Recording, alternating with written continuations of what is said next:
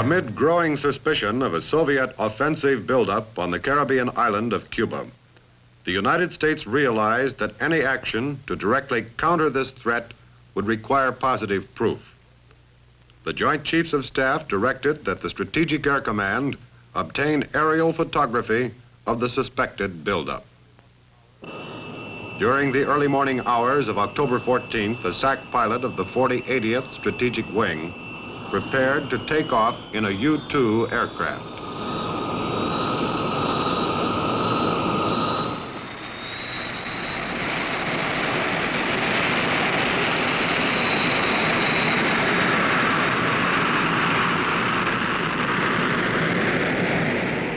This was the first of a series of SAC photo reconnaissance missions that laid a covert Soviet offensive buildup in the Western Hemisphere before the eyes of the world. This first U-2 mission was planned and launched within 12 hours. 3 Soviet missile sites were found the first day. On October 15th, additional reconnaissance flights were flown. And 7 Soviet sites under construction were photographed. At 9 o'clock in the morning on October 16th, after processing and analysis, the first hard information proving the Soviet buildup was given to the President of the United States.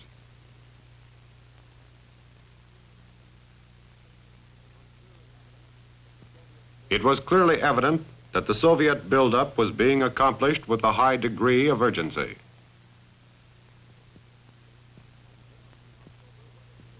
On 17 October, weather conditions permitted photographic reconnaissance of the entire island of Cuba. From this day's sorties, 200,000 feet of film was processed and analyzed. Strategic Air Command U-2 reconnaissance aircraft carried out this mission and continued daily surveillance.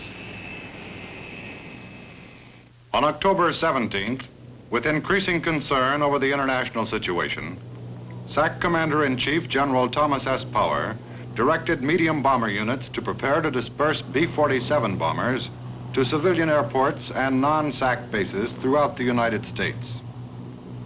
At the same time, a warning order was sent to all B-52 units, instructing them to be ready to place aircraft on a continuous airborne alert. During October, all B-52 units were ready. Aside from these new commitments and activities, SAC continued to maintain its normal worldwide posture of a 50% ground alert capable of immediate launch.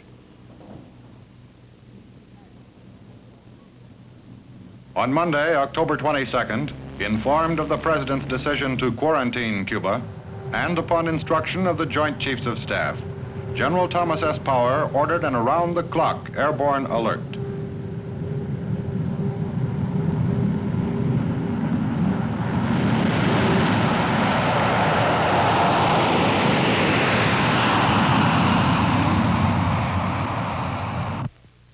These aircraft flew established routes around the North American continent and over the Mediterranean Sea. By assigning each B-52 target options, these aircraft were in a position to move to vital targets from any point along the route. As each 52 completed its tour on station, it was replaced by another B-52 before returning to home base. By 21 November, these B-52s and their supporting KC-135 tankers flew 2,088 sorties, totaling 20 million miles. The tankers flying from bases in the United States and Spain provided refueling support, transferring more than 70 million gallons of fuel in over 4,000 hookups. At the same time, in the continuing chain of historic actions, SAC directed the dispersal of the B-47 force.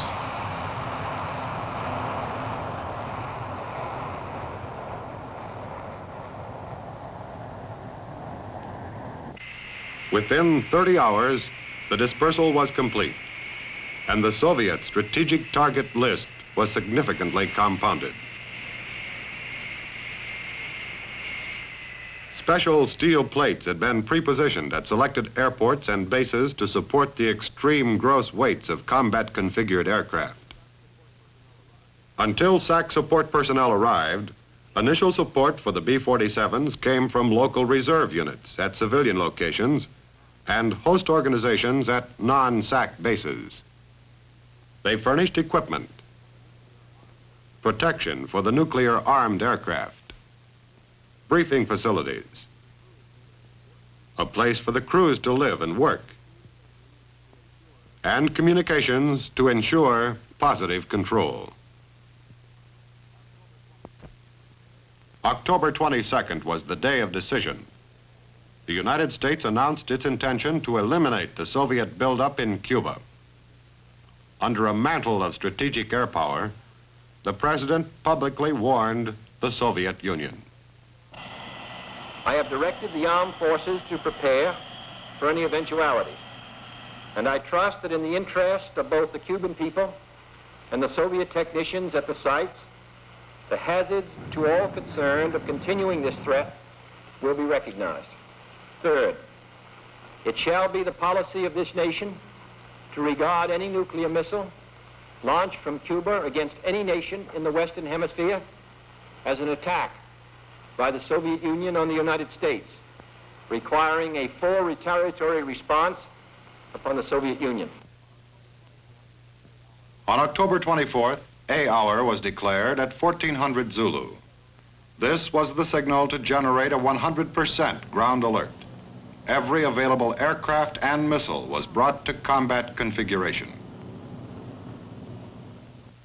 The Cuban quarantine had been in effect one day when the Commander-in-Chief, Atlantic, requested that SAC search an 825,000 square mile segment of the Atlantic Ocean to locate and identify all Soviet shipping, as well as any other vessels that may be headed toward Cuba.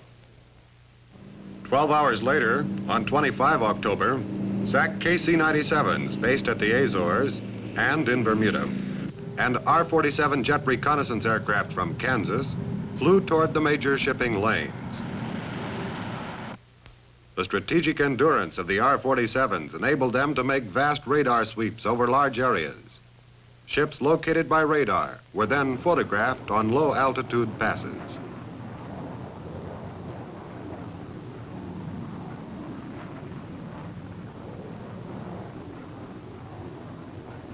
SAC aircraft reported 1,538 sightings, exposed more than 8,000 feet of film in a total distance of over 135,000 nautical miles.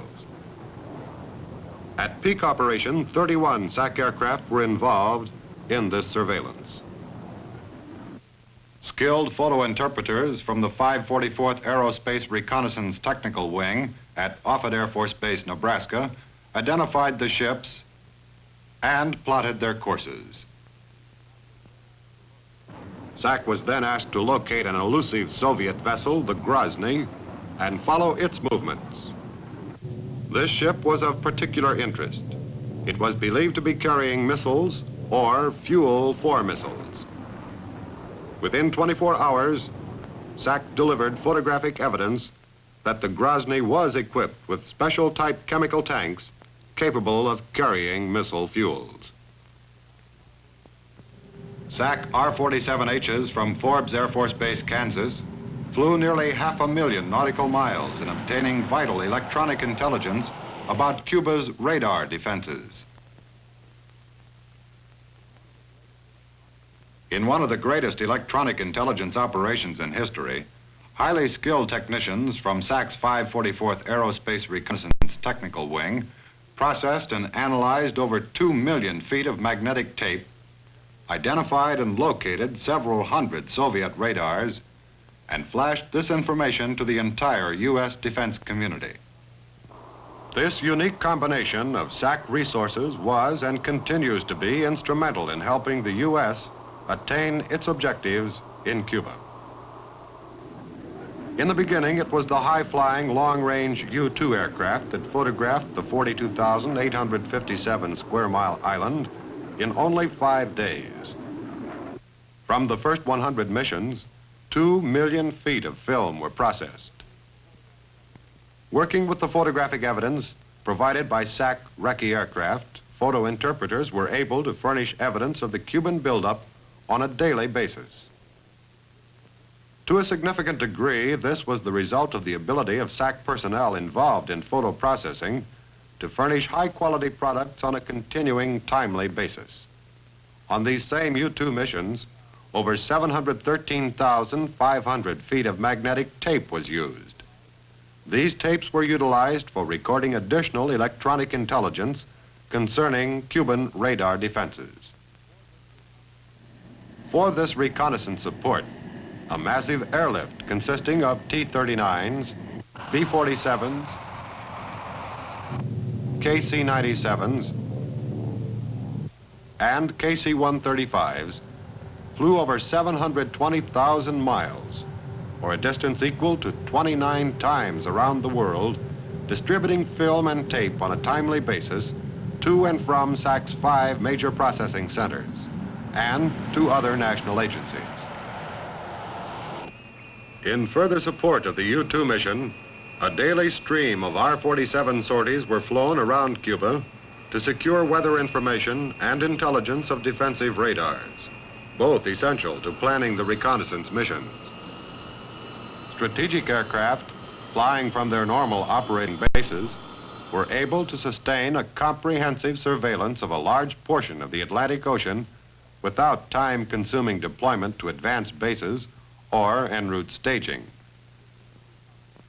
Strategic reconnaissance, in both cases, permitted a rapid assessment of immense areas. This allowed tactical reconnaissance aircraft to later proceed directly to priority photo targets. SAC's primary mission of deterrence, with its worldwide force of aircraft in the air, missiles, and aircraft on ground alert, was ready and waiting when the President warned that the United States would meet any nuclear aggression from Cuba with a full retaliatory response upon the Soviet Union. On December 7th, 1962, the President met with SAC Commander-in-Chief General Thomas S. Power at Offutt Air Force Base, Nebraska. At a plane-side ceremony, the President honored the role that SAC played in the Cuban crisis. The record of SAC in mobilizing the force of the United States was unprecedented in the long history of SAC. The amount of flights made during that period of time, the amount of men that were involved, was a record unparalleled by any country in the history of air power.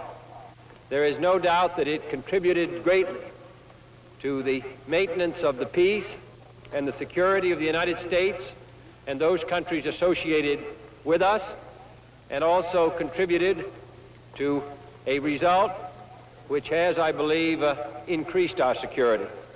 We're indebted to you all in the past, now, and our security depends upon you in the future.